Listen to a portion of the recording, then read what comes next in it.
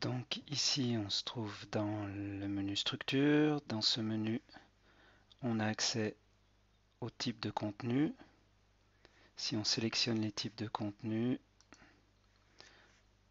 on obtient la liste des types de contenus qui sont disponibles sur Drupal. Donc on voit ici qu'on a 4 types de contenus possibles, des articles, des pages, des galeries et des pôles. Alors nous, ce que nous allons utiliser pour le projet, c'est le type de contenu galerie.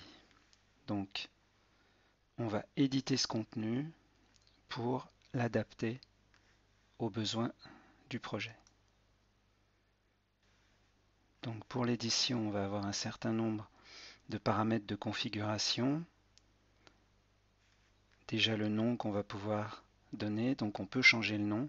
Par défaut, le contenu s'appelle galerie.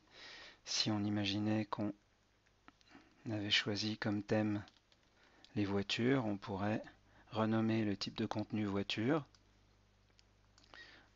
On peut donner une description du contenu.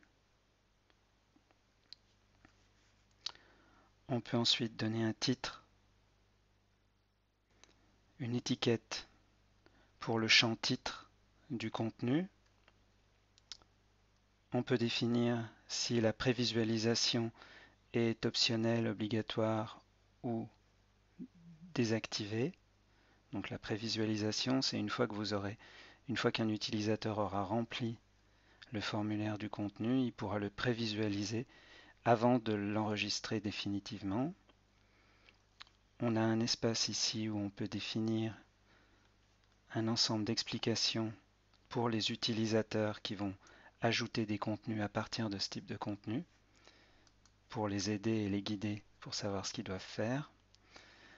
Alors, ici, on est dans les paramètres qui concernent le formulaire de soumission.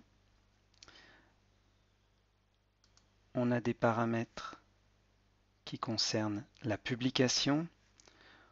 On peut par défaut publier systématiquement les contenus, les rendre publiables.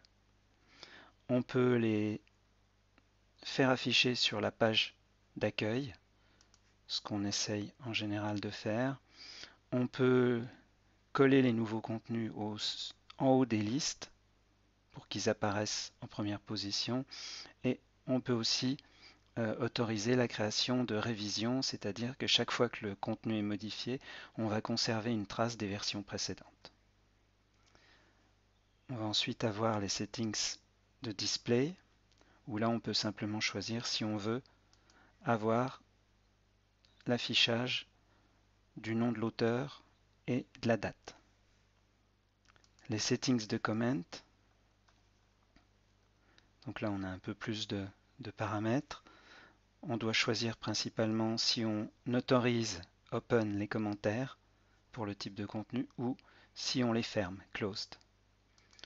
On peut choisir s'ils sont en mode threading, c'est-à-dire que on va avoir un fil de discussion qui va apparaître, les réponses des réponses vont toutes apparaître les unes à la suite des autres.